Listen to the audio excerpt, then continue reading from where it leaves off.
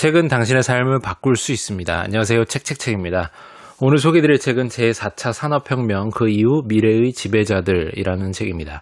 최은수라는 분이 지으셨고요. 비즈니스 북스에서 나왔고 2018년 3월에 나온 책입니다. 한번 바로 보겠습니다. 여성 벤처 투자자인 에일린 리라는 2013년 기업 가치가 10억 달러 이상인 비상장 스타트업 기업을 유니콘 기업이라 명명했는데 4차 산업혁명이라는 새로운 변화를 등에 업고 강자로 떠오른 유니콘 기업들은 전통적인 기업들과는 다르게 매우 빠른 속도로 성장을 거듭해 나가고 있다고 합니다. 실제로 차량 공유 서비스의 기업인 우버, 휴대폰 돌풍을 일으킨 샤오미, 숙박 공유 기업인 에어비앤비와 같은 기업들이 포춘 500대 기업이 20년이 걸려 창출한 기업 가치인 1조 원을 단 4년 만에 만들어냈다고 하죠. 그렇다면 이들을 강자로 만든 핵심 기술이 과연 무엇이며 앞으로 성장 기회를 만들어낼 이러한 비즈니스 플랫폼은 과연 무엇일까요? 이 책은 4차 산업혁명을 이끌고 있는 ICBMA, 요건 약자예요. IoT, 클라우드, 빅데이터, 모바일, 인공지능의 약자라 볼 수 있습니다. ICBMA. ICBMA 기술은 물론 하이퍼월드, 그러니까 초지능, 초연결, 초산업사회로 일컬어지는 이런 사회 변화에 대한 분석과 이 시대를 이끌어 나가는 차세대 기술의 대부분의 것들을 좀 언급해주는 책이라고 볼 수가 있겠습니다. 또 가장 큰 변곡점이 될 2030년의 모습도 보여주고 페이스북, 구글을 뛰어넘는 차세대 기업들의 성공 방정식이나 기익경제, 패시브 인컴 같은 것도 소개를 해주고 있습니다. 저자는 4차 산업혁명으로 새로운 변곡점을 맞이한 지금에 있어서 우리가 어떤 길을 선택하느냐에 따라 전혀 다른 결과를 맞이하게 될 것이라고 얘기를 하고 있습니다. 그 기회를 잡고 시장을 선점하기 위해서는 무엇보다 지금 벌어지고 있는 우리 사회의 이런 현상을 제대로 이해하면서 새로운 비즈니스 모델에 맞는 기회를 우리가 찾아가야 한다고 말하고 있죠. 이 책은 5장으로 구성되어 있는데 첫 번째 장에서는 세상을 변화시킨 여러 가지 혁신에 대해서 설명을 하고 있고 기계화 혁명으로 자본화 시대를 알린 제1의 혁신부터 산업화 시대를 연 제2의 혁신, 지식정보화로 시장을 재편한 3의 혁신, 그리고 마지막으로 사물이 지능을 가지면서 시작된 제4의 혁신으로 총 4번의 혁신에 대해서 얘기를 해주고 있습니다. 2장에서는 장벽이 사라지는 하이퍼월드, 즉 사물이 스스로 생각하는 초지능, 시공간을 뛰어넘어 하나가 되는 초연결, 경계가 허물어지고 융합되는 초산업으로 설명되는 이러한 큰 변화를 이야기해주고 있습니다. 3장에서는 새롭게 시장을 지배하는 뉴 챔피언들을 소개하고 있습니다. 차량 공유 서비스 우버와 크랩같이 16개의 기업이 어떻게 이 시대의 강자로 거듭나게 되었는지, 어떤 기술과 비즈니스 플랫폼을 통해 성장을 거듭했는지 그 노하우를 얘기하고 있죠. 4장에서는 기술 변곡점으로 모든 것이 달라지는 2030년의 미래를 소개하고 있습니다. 인공지능이 얼마나 우리 삶에 깊숙이 파고들어서 일상을 바꿔놓는지 100세 시대가 가능해지는 모습 같은 것들을 소개하고 있죠. 마지막 5장에서는 돈의 기회가 잠들어 있는 새로운 비즈니스 모델을 설명합니다. 플랫폼 경제부터 공유, 온디맨드, 기익경제 등 여러 가지 모델들을 잘 설명해주며 마무리를 하고 있다고 볼 수가 있겠습니다. 제4의 혁신은 어떻게 진행되는가? 역사는 말하고 있습니다. 역사의 변곡점에는 언제나 세상을 바꾸는 혁신이 일어났으며 그 혁신은 새로운 승자를 탄생시켰다고 말입니다. 그러므로 세상을 바꿀 새로운 변화가 제4차 산업혁명과 함께 우리 곁으로 다가오고 있다는 것은 달리 말하면 우리는 승자가 되느냐 패자가 되느냐를 결정하는 변곡점 위에 서 있다고도 볼 수 있는 것이죠. 인류는 이제 4차 산업혁명으로 일컬어지는 또 다른 산업혁명을 일으키고 있다고 볼 수 있습니다. 글로벌 리더들은 이 혁신이 지금까지 인류가 경험해보지 못한 새로운 차원의 충격적인 미래를 열 것이라고 전망하고 있습니다. 제4의 혁신은 지금까지 등장한 모든 기술을 융합해 생물학적, 물리적 경계, 산업 간 경계를 무너뜨리고 있습니다. 또 현실 세계와 가상 세계의 경계 또한 허물어서 하나로 연결되고 융합되는 이러한 새로운 세상을 만들고 있다고 볼 수가 있죠. 클라우스 슈밥이라는 교수님께서 제4차 산업혁명을 언급하시면서 이 4차 산업혁명이라는 단어가 우리에게 익숙해졌는데요. 다시 정치를 하시겠다고 요즘 모습을 보이시는 안철수 님도 앞서 대통령 선거 때 가장 인상 깊게 내걸었던 공약이 바로 4차 산업혁명과 관련된 정책이었죠. 여태껏 우리 인류가 살아온 어떤 혁명보다 더 빠르고 강력하게 온 세상을 바꿔놓을 것이라고 하는데 이 4차 산업혁명이 도대체 어떤 것인지 대략적인 그림을 이 책을 통해 그려보실 수가 있으실 겁니다. 4차 산업혁명을 주도하는 기술은 이른바 ICBMA라고 아까 말씀드린 그 약자들로 이루어진 그 단어들로 표현이 되는데 몇 면이 한번 살펴보죠. 첫 번째 I는 IoT, 사물 인터넷을 말합니다. 사물 인터넷이란 말 그대로 사물, 즉 텔레비전, 냉장고, 세탁기, 책상, 자동차, 기계 같은 것들을 일반적인 물건이라고 봤을 때 이것이 인터넷과 연결되는 기능을 가지는 것을 말하고 있습니다. 무선 혁명의 선구자인 블루투스, 근거리 무선 통신인 NFC, 핸드폰에 보면 있으시죠? 센서 데이터, 네트워크 등이 대표적이라 볼 수가 있죠. 다음은 클라우드입니다. 제4의 혁신이 가져올 가장 큰 변화 중에 하나가 바로 유비쿼터스 세상인데 시간과 장소에 구애되지 않고 언제나 어떤 기기로나 정보통신 서비스를 활용할 수 있는 환경을 바로 유비쿼터스 컴퓨팅이라고 말하고 있습니다. 인터넷과 연결된 초대형 고성능 중앙 컴퓨터에서 소프트웨어 콘텐츠를 저장해두고 언제든 필요할 때 꺼내 사용하면 되는 그런 것을 바로 클라우드라 말하고 이것을 클라우드 서버라 불리는 이 중앙 컴퓨터의 개개인이 사용할 수 있게 만들어주는 것이죠. 이러한 특별한 저장 공간, 즉 인터넷 네트워크 속에 있기 때문에 영어로 구름을 뜻하는 이러한 클라우드라고 표현을 하고 있습니다. 빅데이터에 대한 부분입니다. 빅데이터란 대용량 데이터, 단순하게 큰 데이터, 양이 많은 데이터를 의미하는 것이죠. 근데 개인들이 스마트폰과 컴퓨터를 활용해서 제품과 서비스를 구매하면서 만들어진 어떠한 정보, 고객 데이터, 문자, 영상 자료에 담긴 그런 것들을 분석해서 미래를 예측하는 도구로 사용되는 것이죠. M은 모바일입니다. 시공간을 초월한 세상을 만드는데 가장 중요한 게 바로 핸드폰이 되겠죠. 식당을 가든 회의를 하든 친구와 약속을 하든 전철을 타고 어디를 가든 버스를 타고 가든 현대인들은 스마트폰에 빠져서 생활을 하고 있습니다. 어디를 봐도 스마트폰을 들고 있는 모습들을 볼 수가 있죠. 이 같은 소비자의 특성 속에는 부를 창조하는 방정식이 분명히 숨어 있을 것으로 보고 모바일이 굉장히 중요하다고 볼 수가 있겠습니다. 마지막으로 A에 해당하는 건 AI, 인공지능을 말하는 것인데요. 인공지능이란 우리가 잘 알고 있듯이 기계가 사람의 두뇌와 같은 지능을 갖추도록 설계된 것을 말하고요. 사람이 만들었지만 인간처럼 생각하고 학습할 뿐만 아니라 자기개발 또한 할 수 있는 그런 기능이 탑재되면서 인간의 능력을 뛰어넘는 위력을 발휘할 것으로 기대되고 있습니다. 비즈니스 혁명이 일어나는 초월의 세상이 온다. 책에서는 앞으로의 세상이 초지능, 초연결, 초산업 사회가 될 것이라고 이야기하고 있습니다. 어마어마한 변화가 일어날 것이라는 생각은 드는데 과연 세부적으로 우리가 보면 어떤 느낌일지 좀 이해가 되십니까? 아마 이미 많은 경우에 있어 4차 산업혁명에 해당하는 변화가 시작된 상태일 것이라는 생각이 드는데요. 제일 중요한 것은 어찌 보면 경제적인 문제와도 직결되는 일자리라고 생각이 듭니다.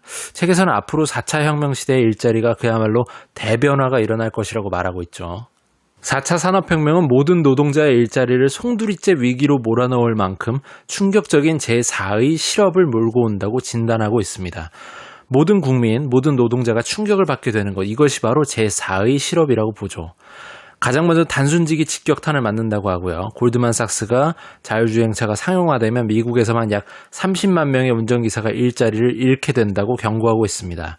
제조 현장은 더 심각합니다. 로봇을 도입한 독일 아디다스 공장에서는 600명이 하던 일을 단 10명이 대신하고 있고요. 숙련직도 예외가 아닙니다. 인공지능 통역사가 등장하자 통번역 지망생이 줄고 입시학원들이 문을 닫기 시작했습니다. 고숙련 전문직도 안전하지 않다고 볼 수 있죠. 미국의 한 투자은행은 인공지능 캔쇼를 투자 분석에 도입해서 직원 2명만 남기고 600명을 해고했다고 합니다. 이러한 상황이기 때문에 국가는 미래 산업을 육성해서 일자리를 창출하는데, 새로운 일자리를 창출하는데 사활을 걸어야 한다고 책에서는 강조하고 있습니다. 시장을 지배하는 뉴 챔피언이 온다. 이 부분에서는 4차 산업혁명을 실제로 주도하는 플레이어들에 대한 소개가 나옵니다. 이미 우리가 많이 들어 알고 있는 우버나 테슬라로 유명한 앨런 머스크 등의 스페이스 X와 같은 등의 회사 소개도 나오고 있습니다. 우버와 에어비앤비의 창업자들은 공유라는 아이디어 하나로 제4의 혁신을 일으켜 수백억 달러의 가치의 스타트업을 일궈냈습니다. 우버는 자체 소유한 택시도 한 대도 없고 운전기사도 없지만 택시와 같은 역할을 하죠. 차량을 가진 사람과, 그러니까 운전기사와 차량 이용 희망자, 승객을 이어주는 허브 역할을 한다고 볼 수가 있습니다. 별도의 결제도 필요 없고요. 카카오 택시처럼 우버 앱에 미리 등록한 신용카드로 자동 결제가 이루어지는 것이죠. 우버는 20% 안팎의 수수료를 가지고 나머지는 운전기사의 몫으로 지급한다고 하네요. 그럼에도 이 혁신적인 서비스에 시민들은 환호했고 전 세계 주요 도시로 확산된 결과 우버의 기업 가치가 700억 달러로 급등해서 유니콘 기업 중 챔피언이 됐다고 볼 수가 있겠습니다. 그 다음에 이제 차량 공유 서비스인 디디 추신, 그랩, 리프트, 올라, 오포, 택시파이, 카림 등 후발주자가 계속해서 나왔다고 볼 수가 있죠.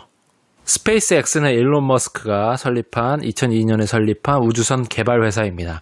화성 유인 탐사와 인류의 우주 이민을 목표로 하고 있죠. 어마어마하죠. 목표가 원대합니다. 구체적으로 100만 명 이상의 사람이 자급자족하면서 50에서 150년 동안 살게 하는 것이 일론 머스크의 꿈이라고 볼 수 있죠. 정말 범상치 않은 사람이라 볼 수가 있겠습니다. 앞으로의 우리 일상은 인공지능의 발달로 위험한 것들은 모두 로봇이 대신하게 될 것이며 의료기술의 발전으로 100세까지 사는 것이 아마 일상이 될 것이라고 책에서는 이야기하고 있습니다. 그렇다면 이렇게 수명이 늘어나는 상황에서 인구구조의 변화에 따른 사회 정책이나 여러 가지 인프라의 정비가 꼭 있어야 될 것이라는 생각도 들고요. 인공지능이 해결해주지 못하는 분야가 있다면 바로 그 분야야말로 전망이 좋은 것이 아닐까 하는 생각도 해보게 됩니다. 많은 경우에 쏟아져 나오는 이러한 빅데이터를 인간의 통찰로 분석을 제대로 할 줄 아는 분석가가 정말 필요하다고 저는 생각이 드는데요. 이런 부분에서 나만의 데이터와 나만의 통찰을 쌓아가는 것이 앞으로의 삶에서 중요할 것이라는 생각을 해보게 됩니다. 미국 스탠포드 대학의 연구진이 펴낸 인공지능과 2030년의 삶이라는 보고서에 따르면 로봇이 거의 모든 극한 상황에서 인간을 대신하게 된다고 합니다. 제4의 혁신은 인간의 생명 연장의 꿈을 이뤄줍니다. 질병과 사고를 당하지 않고 스트레스를 받지 않는다면 지구상에 존재하는 대다수 동물은 성장한 기간의 6배를 살 수 있게 된다고 합니다. 그러니까 20세까지 성장하는 인간이라면 6배인 120세까지 살 수가 있다는 것을 의미합니다. 앞으로 10년 새로운 비즈니스 모델이 탄생한다. 비즈니스에 있어서도 역시 많은 변화가 시작이 되고 있고 최근에는 혁신의 바탕이 되는 플랫폼 자체를 주도하려는 거대 기업의 움직임이 많이 보이고 있습니다. 디즈니사의 경우에도 최근 많은 인수합병으로 정말 거대한 미디어 회사로 변신하게 됐는데요. 넷플릭스와도 결별을 선언하고 자체 플랫폼인 디즈니 플러스를 만들었다고 합니다. 정말 앞서가는 회사는 미래에 대한 준비도 제대로 하고 있구나를 생각해 보게 되는 그런 부분이죠. 책에서는 새로운 비즈니스의 모델로 플랫폼, 공유, 온디맨드, 긱, 한계 비용 제로에 대한 이야기를 하고 있습니다. 각각의 것들은 서로 중첩되는 부분도 많고 또 따로도 기능할 수 있는 부분들이라는 생각이 드는데 한번 살펴보시죠. 플랫폼 경제. 제4의 혁신은 플랫폼 기업 전성시대를 만들고 거대한 플랫폼을 만든 기업이 새로운 챔피언이 된다고 합니다. 플랫폼 기업은 모든 것을 공유하고 자신만이 잘할 수 있는 일을 찾아내서 부를 창출하는 것이죠. 예를 들면 에어비앤비는 객실을 한 개도 소유하고 있지 않지만 힐튼이나 메리어트와 똑같은 숙박업을 하고 있다고 볼 수가 있겠고요. 그리고 구글, 애플, 페이스북, 아마존, IBM, 알리바바와 같은 회사도 스스로 구축한 비즈니스 플랫폼을 앞세워서 해당 영역에서 이미 절대 강자로 부상했죠. 또한 플랫폼 경제의 등장이 공유 경제를 가능하게 만들었다고 볼 수가 있겠습니다. 공유 경제는 사용하지 않는 자동차나 배, 주택, 책, 장난감, 심지어 잔디 깎는 기계 같은 것들까지도 공유함으로써 자원의 낭비를 줄이고 궁극적으로 사회 공동의 이익을 높이는 그런 경제 활동을 뜻하고 있습니다. 공유 대상은 물건뿐 아니라 서비스까지 점점 다양해지고 있고요. 빨래를 대신해주는 와시오, 요리를 대신해주는 스프리그, 우체국 볼일을 대신해주는 십, 술을 배달해주는 소시, 주차를 대행해주는 럭스 등 무엇이든지 공유가 가능합니다. 동시에 공유할 아이템만 있다면 돈을 벌 수도 있는 세상이 됐다고 생각할 수도 있겠죠. 제4의 혁신은 소비자가 원하는 대로 서비스와 물품이 제공되는 온디맨드 경제를 만들었다고 볼 수 있습니다. 다시 말해 주문형 경제를 가능하게 해준다는 것이죠. 우버나 카카오택시가 바로 온디맨드 경제의 대표적 사례라고 볼 수가 있습니다. 온디맨드 경제는 개인과 기업 등 서비스 수요자가 서비스를 원할 때만 사용할 수 있기 때문에 비용을 대폭 줄일 수 있는 것이 장점이죠. 또 긱 경제라는 것이 있습니다. 긱 경제라는 것은 기업이 노동자를 고용하지 않고 필요할 때마다 노동자와 계약해서 일을 맡기는 고용의 형태를 말합니다. 제4의 혁신은 이 같은 비정규직 일자리를 대거 만들어낸다고 볼 수도 있겠습니다. 예를 들면 우버의 파트너로 불릴 수 있는 이런 기사들은 우버가 고용한 직원은 아니지만 우버의 직원처럼 일을 하고 있죠. 우버 얘기를 하다 보면 또한 한계 비용 제로에 대한 얘기도 안 할 수가 없습니다. 경제학에서 생산 비용은 고정 비용과 한계 비용으로 나뉘는데 고정 비용은 우리가 잘 아는 생산에 필요한 인력과 도구들을 의미합니다. 한계 비용은 한 단위 생산을 늘렸을 때 증가하는 생산 비용을 의미하는 것으로 대부분의 그동안의 회사들은 기업의 한계 비용을 줄여서 생산성을 높이고 더욱 낮은 가격의 상품과 서비스를 소비자에게 공급함으로써 경쟁사를 앞서려는 전략을 세웠죠. 이른바 규모의 경제를 통해서 비용을 절감하는 것이죠. 그런데 제 제4회 역시는 한계비용 제로 사회를 만들고 있다고 볼 수가 있겠습니다. 예를 들면 택시회사는 사업을 확장하기 위해서 차량을 더 사고 택시기사를 더 고용해야 되지만 우버는 기존에 누군가 갖고 있던 차량을 모바일로 공유하기만 하면 되고요. 택시를 추가하는 한계비용은 거의 제로인 셈이죠. 우버는 기존에 누군가 갖고 있던 차량을 모바일로 공유하기만 하면 되고 택시를 추가하는 것과 같은 한계비용은 거의 아예 없다고 볼 수가 있죠. 이것은 정말 놀라운 경쟁력이라고 할 수가 있겠습니다. 앞으로 다가올 세상에 대해서 저자는 빅브라더, 디지털 식스센스, 패시브 인컴 등의 용어를 쓰며 설명하고 있는데 읽는 내내 앞으로 다가올 모습이 아닌 현재 이미 어느 정도 진행된 것이라는 생각이 들어서 이해가 정말 빠르게 되었습니다. 조지 오웰은 1946년 미래를 예견하는 소설 1984의 집필을 시작해서 2년 뒤에 완성작을 내놓았는데 만약 대한민국 국가를 빅브라더로 상정을 했을 때 국민을 감시하고 통제하는 텔레스크린은 과연 무엇일까요? 가장 강력한 수단이 바로 주민등록번호입니다. 대부분 우리의 주민등록번호만 입력하면 개인의 삶을 대부분 엿볼 수가 있게 되죠. 좀 무섭지 않으신가요? 개인정보 유출로 문제가 되는 경우도 많이 지금 발견이 되고 있고요.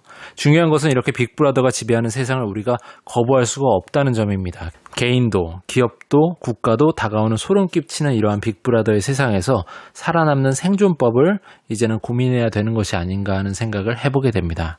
저는 바로 이 부분 패시브 인컴을 좀 집중했었는데요. 제4의 혁신은 부를 창조하는 모델로 패시브 인컴 사회를 탄생시킨다고 볼 수가 있겠습니다. 20세기 노동자들은 자신의 노동력을 팔아서 부를 창조했는데요. 이처럼 사람이 일을 해서, 다시 말해 직접 행동을 해서 노동을 해서 창출한 소득을 액티브 인컴이라고 우리가 말을 한다면 액티브 인컴에 의존해서 생활하는 대표적인 사람이 바로 월급쟁이 셀러리맨이 되겠죠. 반면에 21세기 들어서 일을 하지 않아도 창출할 수 있는 소득이 생겨나기 시작했는데 이렇게 일을 하지 않고도 창출하는 소득을 바로 패시브 인컴이라고 책에서는 표현하고 있고 이것은 내가 직접 일을 해서 돈을 버는 게 아닌 나를 대신할 수 있는 분신, 아바타와 같이 돈이 돈을 일을 할 수 있게 만드는 그런 시스템, 아이디어, 지식과 같은 이러한 메커니즘을 의미하고 있습니다. 그래서 돈이 돈을 만드는 이런 메커니즘을 만들면 누구든지 일을 하지 않고도 소득을 창출할 수 있는 이런 사회가 되어가고 있다는 얘기를 강조하고 있습니다. 어떠신가요? 4차 산업혁명에 대해서 좀 더 이해가 되십니까? 이 책은 4차 산업혁명에 대한 것들을 전반적으로 잘 소개를 해주는 책이기 때문에 한번 일독을 권해드립니다. 읽어보시면 많은 부분을 좀 더 받아들이고 쉽게 이해할 수 있는 상황이 될 것이라 생각됩니다. 오늘은 여기까지 하겠습니다. 유익하셨거나 도움이 되셨다면 구독과 좋아요 부탁드립니다. 이 채널을 유지하는 힘입니다. 감사합니다.